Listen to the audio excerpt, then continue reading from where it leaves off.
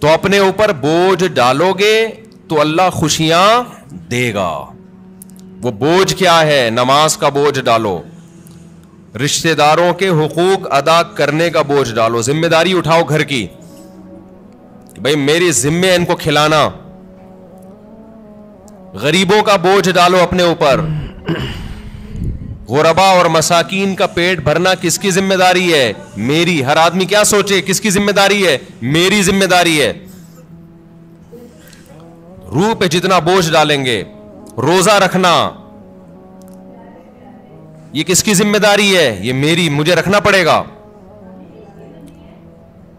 ہم بچپن میں دیکھتے تھے, تصور نہیں تھا روزہ چھوڑنے کا. اب لوگ کیا کر رہے ہیں؟ اللہ کی خاطر چند گھنٹے بھوک اور پیاس برداشت نہیں ہو رہی. تم یہ دیکھو حکم کس کا ہے. کتنے بڑے بادشاہ نے جو تمہیں پورے سال کھلاتا ہے. ہمارے لبرل لوگ نا اپنے آپ کو کافر پہ قیاس کرتے ہیں. یار انہوں نے مذہب سے بغاوت کر کے اتنی ترقی کر لی, تو ہمیں رمضان کے روزوں کی کیا ضرورت ہے؟ بھائی انہوں نے مذہب سے بغاوت کے ساتھ خدا سے بھی بغاوت کی ہے. یہ ذہن میں رکھو, خدا اپنے باغیوں کو معاف نہیں کرتا. یہ تو دارالامتحان ہے.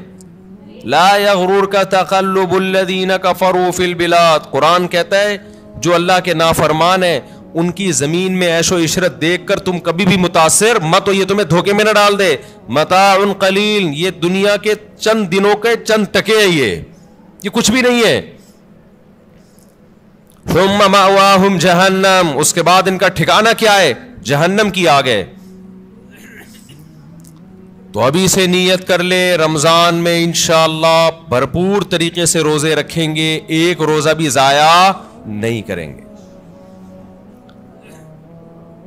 وقتی ٹینشن ہے روزہ رکھنے میں, لیکن نبی صلی اللہ علیہ وسلم نے فرمایا للصائم فرحتان, روزے دار کو اللہ دو خوشیاں دیتا ہے. ایک خوشی تو آخرت میں ملے گی جنت کی صورت میں, ایک خوشی افطار کے وقت. سارا دن آپ اپنے کھانے پینے پہ کنٹرول کرتے ہیں. دیکھو کھانے پینے پہ کنٹرول کرنے میں صرف یہ ٹینشن نہیں ہوتی بھوک اور پیاس کی, بڑی ٹینشن یہ ہوتی ہے کسی کام میں دل نہیں لگتا انسان کا. روزہ رکھے نا کوئی بھی کام تمیز سے ہوتا نہیں, عادت ہی نہیں ہے. جن لوگوں کو صبح ناشتے کی عادت ہے, ناشتہ کر کے آفس جاتے ہیں, بڑے فریش ہوتے ہیں, وہ ناشتہ کیے بغیر جا رہے ہوتے ہیں. جن لوگوں کو عادت ہے شام کو سٹا لگانے کی, چائے و پینے کی, وہ بغیر چائے کے. تو زبان خشک اور وہ آہستہ آہستہ, باڈی کی تو ضرورت نہیں ہوتی اتنا کھانے پینے کی, لیکن عادت. تو لائف کہتے ہیں نا بورنگ لائف ہو جاتی ہے, بور ہونا شروع ہو جاتے ہیں, کسی کام میں دل نہیں لگ رہا.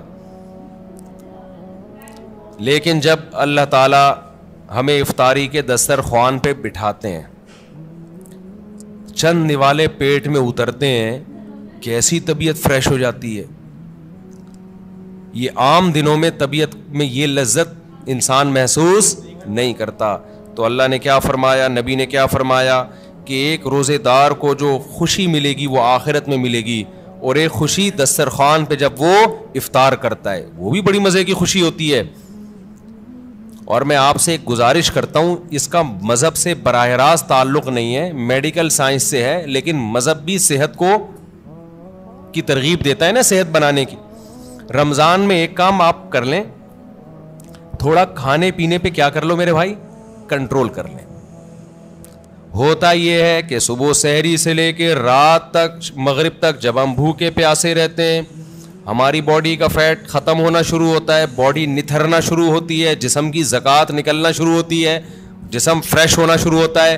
اس کے بعد جو حساب کتاب افطار کے وقت میں پھوڑنا پھاڑنا ہوتا ہے, اس سے باڈی کی ایسی کی تیسی ہو جاتی ہے. رمضان میں ہارٹ اٹیک کے واقعات میرا خیال ہے عام دنوں سے زیادہ ہی ہوتے ہیں. بھائی اللہ میاں نے کھانے کی چھٹی دی ہے, پھوڑنے کی چھٹی, کھانے اور پھوڑنے میں کیا ہے بولو, فرق ہے. نبی صلی اللہ علیہ وسلم نے فرمایا بدترین برتن جس کو بھرا جائے نا وہ انسان کا پیٹ ہے. کوئی برتن فل بھرا ہوا اللہ کو اتنا برا نہیں لگتا جتنا انسان کا پیٹ برا لگتا ہے اللہ کو. میں نہیں کہہ رہا کہ حرام ہے زیادہ کھا لیں آپ, حلال حرام کی بات نہیں ہے, ناپسندیدہ شریعت کی نظر میں بہرحال ہے, حرام نہیں ہے. اب آپ کہیں گے بھوکے پیاسے بھی کھانے بھی نہیں دے رہے اللہ میاں, ابھی بھی پابندیاں لگا رہے, اللہ پابندی نہیں لگا رہا, لگا کھا لو, پھوڑ دو جتنا پھوڑنا پھوڑ دو, پڑے ہوئے خود ہی ہو گئے نا, پھوڑ دو, حرام نہیں ہے لیکن پسندیدہ کام نہیں ہے. تو رمضان میں آپ اپنے آپ کو عادی بنا سکتے ہیں کم کھانے کا, اچھا کھانے کا. میں بھی سموسے پھوڑتا ہوں, پکوڑے پھوڑتا ہوں, لہذا میں آپ کو یہ کہوں کہ سموسے نہ کھائیں, پکوڑے نہ کھائیں, یہ غلط ہو جائے گا. جب میں کھانے لگوں گا میرے گھر والے میرا ہی بیان چلا دیں گے کہ آپ خود لوگوں کو بول رہے ہو کہ سموسے مت کھاؤ اور خود کیا کر رہے ہو, کھا رہے ہو, لہذا میں ایسی بات کیوں کروں جو میں خود نہیں کر رہا. لیکن ہم سب مل کے عزم کر لیتے ہیں آپس میں کہ تھوڑا کیا کریں گے, کنٹرول. میں بھی کوشش کروں گا. اب گھر والے کہیں گے بیان دیکھو, میں کہا میں نے کوشش کا وعدہ کیا تھا, تو کوشش ہی تو ہو رہی ہے کہ میرا ہی بیان مجھے ہی سنایا جا رہا ہے. کوشش کی جا سکتی, سموسے بھی کھا لیں اعتدال سے. میں نے بہت دیکھا ہے لوگوں کو افطاری میں بہت زیادہ پھوڑتے ہیں, مسائل کھڑے ہو جائیں گے آپ کے لیے. شربت پہ شربت پیے جا رہے ہیں, چینی کے نا پیے جا رہے ہیں, کولڈ ڈرنک پہ کولڈ ڈرنک پیے جا رہے ہیں. اچھا کمال کی بات یہ کہ افطاری میں طبیعت سے پھوڑتے ہیں, پھر نماز کے بعد آ کے کھانا کھاتے ہیں. یہ آج تک کم از کم میری کھوپڑی میں یہ چیز نہیں آئی کہ اب کھانا کیسے کھا رہے ہو یار. یا تو ایک کھجور سے روزہ افطار کیا ہوتا ہے, نماز پڑھ کے آگے کھانا کھاتے ہیں. یہ بہت جگہ ہم نے دیکھا ہے, افطار پارٹیوں میں بھی ہوتا ہے. پہلے افطار پارٹی میں کیک, پیسٹریاں, سموسے, پکوڑے اور چکن اور کیا کچھ ہوگا, وہ کھانے کے بعد چلو جی اب جماعت سے نماز پڑھے, اب کھانا لگا ہوا ہے. اب مجھے کہہ رہے تھے وہ کھانا لگا دیا, کھانا یہ کیا کھایا ہم نے بھائی. ایک آدمی نے کم از کم 6 سموسے کھائے ہیں اور اتنے پکوڑے کھائے ہیں, تو اب کھانا کیا. تو لوگ کہتے ہیں کھانا روٹی سالن کو کہا جاتا ہے اور چاول کو کہا جاتا ہے. یہ جو ہم نے کھایا ہے کھانے سے پہلے, جو نماز سے پہلے افطاری میں, یہ روٹی سالن نہیں تھا. یہ سموسے, پیسٹریاں, پکوڑے اور پتہ نہیں رول اور کیا کیا چیزیں آ رہی ہیں, یہ تو وہ تھا. پیٹ جو ہے نا, پیٹ, اس کو نہیں پتا کھانے کی ڈیفینیشن ہندوستان اور پاکستان میں کیا چل رہی ہے اس وقت. پیٹ یہ دیکھتا ہے کہ اوپر سے کوئی چیز آ رہی ہے, اس کو ہضم کرنا شروع کر دو, پیٹ اسی کو کھانا کہتا ہے. نہیں آئی بات میرا خیال ہے. ایک دفعہ ہمارا پشاور جانا ہوا تو ہمارے کچھ میزبان تھے, وہ ماشاءاللہ پٹھان لوگ تو ویسے ہی بڑے سخی ہوتے ہیں. انہوں نے کیا کیا, میرے لیے نا دیسی مرغیوں کی وہ لا کے رکھ دی. دیسی مرغیاں نا روسٹ, بڑی زبردست تھی وہ, رانے اس کی بھنی ہوئی, ہم نے پھوڑ دی.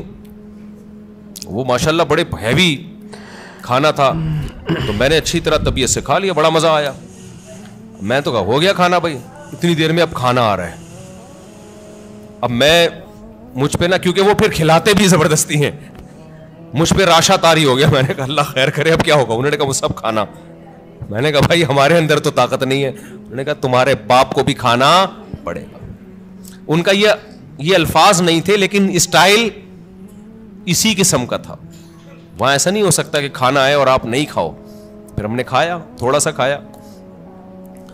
تو افطاری میں کیا کر رہے ہوتے ہو بھائی, تو آپ بہترین آپ تجربہ کر کے دیکھ لو میرے مشورے پر. افطاری میں شربت نہ پیو آپ. میں آپ کو بتا رہا ہوں آپ کا دماغ ایسا فریش ہو جائے گا نا, آپ کہو گے واہ مزہ آ گیا بھائی. اکثر آپ نے دیکھا ہوگا افطاری کرتے ہی لوگ ٹن ہو جاتے ہیں, دیکھا ہوگا نا. مغرب کے بعد گھر جاتے ہیں, بستر سے اٹھا ہی نہیں جاتا. پھر تراویح میں ایسے جھوم رہے ہوتے ہیں جیسے جن پر لگتا ہے کسی نے کوئی قبر سے مردہ اکھاڑ کے لا کے یہاں کھڑا کر دیا ہے. یہ حالت ہوتی ہے. آپ کو جو نیند آتی ہے نا, میٹھا کھانے سے آتی ہے, خوب سمجھ لیں, کارب لینے سے آتی ہے. آپ اپنی خوراک میں کاربوہائیڈریٹ کو کم کر دیں, آپ فریش بھی ہوں گے, نیند بھی نہیں آئے گی, جسم کو طاقت پوری ملے گی. آپ افطاری میں تجربہ کر کے دیکھ لیں, میٹھے میں صرف کھجور کھائیں آپ افطاری میں, اس سے نیند نہیں آئے گی. کھجور میں کوئی الگ ٹائپ کا میٹھا ہوتا ہے. آپ نے افطاری میں شربت نہیں پینا, آپ نے افطاری میں روٹی چاول نہیں کھانے, تھوڑے سے کھا لیں آپ, زیادہ نہیں کھائیں. کھجور کو فوکس کریں آپ, جو چنے کی چاٹ وغیرہ ہے نا اس کو فوکس کریں, وہ کھائیں, پیٹ بھی بھر جائے گا آپ کا. سفید چنا نہیں آتا اور کالا چنا, اس کی کوئی مزے کی چاٹ یا لوبیا کی چاٹ بنا کے وہ پھوڑ دیں آپ, پیٹ بھی بھرے گا آپ کا. لیمن پی لیں, لیمن, لیمو کا تھوڑا سا, بے شک تھوڑی بہت چینی ڈال, وہ بغیر وہ اس کے پیا نہیں جاتا, شہد ڈال دیں اس میں تو زیادہ اچھا ہے, وہ پی لیں آپ اپنے خرچے پہ. یہ سارے کام اپنے خرچے پہ کرنے ہیں, ایسا نہ ہو مجھے فون کر رہے ہو اپنے آپ اتنا کچھ انتظام کر لیے پیسے بھجوا دیں. تو کھجوریں پھوڑ دیں آپ افطاری میں, اور چاٹ واٹ سے پیٹ بھر لیں آپ, یہ چنے کی چاٹ وغیرہ سے نا, دہی بڑے وغیرہ سے, اس سے پیٹ بھر لیں آپ, تو آپ کو نیند نہیں آئے گی, آپ فریش ہو جاؤ گے, طاقت بھی پوری ملے گی آپ کو. اور یہ جو افطاری کر کے ٹن ٹن سے گھوم رہے ہوتے ہیں نا, اور تراوی میں بھی ادھر ادھر جھوم رہے ہوتے ہیں, یہ کیفیت آپ کی نہیں ہو. تو اس رمضان میں کوشش کر لیں روٹی چاول تھوڑا کم کر دیں, میٹھی چیزیں تھوڑا کم کر دیں. ہاں میٹھے میں کھجور کھا لیں آپ, اس سے انشاءاللہ کچھ نہیں ہوگا بلکہ فائدہ ہی ہوگا. تو یہ تھوڑا سا اس دفعہ ہمارے مشورے پہ آپ کنٹرول کر کے دیکھیں, مزہ نہ آئے پیسے واپس. تو آپ کو لگے گا آپ کی نگاہیں روشن ہو گئی ہیں, دماغ فریش ہو گیا ہے, آپ کا حافظہ اور اچھا ہو گیا. میں نے تجربہ کیا, میں ہوائی باتیں نہیں کر رہا. روزہ رکھو اور روٹی چاول ذرا کم کھاؤ افطاری میں اور سحری میں بھی, آپ ایسا نتھرنا شروع ہو جاؤ گے, ایسی آنکھوں میں بینائی آپ کی تیز ہو جائے گی اور ایسی فریش ہو جاؤ گے کہ ہٹو بچوں ہو جائے گا بس. اور کیا کہوں میں, وہ ایک مولوی صاحب تقریر کر رہے تھے نا, نہیں وہ ان کی تقریر سنا رہا میں آپ, تو وقت بھی پورا ہو گیا ہے. تو یہ تھوڑا سا رمضان میں کیا کرنا ہے, تھوڑا سا میٹھے پہ تھوڑا سا کیا کر لو بھائی, کنٹرول کر لو. میٹھے پہ, روٹی چاول بھی میٹھی ہی چیزوں میں شمار ہوتا ہے اس کا, کیونکہ اس میں کارب بہت زیادہ ہے. تھوڑا سا کنٹرول کر لیں, دیکھو آپ کی صحت, کیونکہ رمضان کا تحفہ اللہ نے غیر مسلم کو نہیں دیا, کس کو دیا ہے, مسلمان کو. تو مسلمان اس کو صحت بنانے میں بہترین استعمال کر سکتا ہے, تو روحانی فائدے بھی ہوں گے اور جسمانی بھی. لیکن مسلمان صبح سے لے کے شام تک روزہ رکھ کے افطاری میں طبیعت سے پھوڑ پھاڑ کے جسمانی قوت کا بجائے اس کو بنانے کے اس کا بیڑا غرق کر دیتا ہے, اور بیڑا ہی غرق ہو جاتا ہے. تو اللہ تعالی ہم سب کو ہدایت دے اور تمیز سے کھانے پینے کی توفیق عطا فرمائے.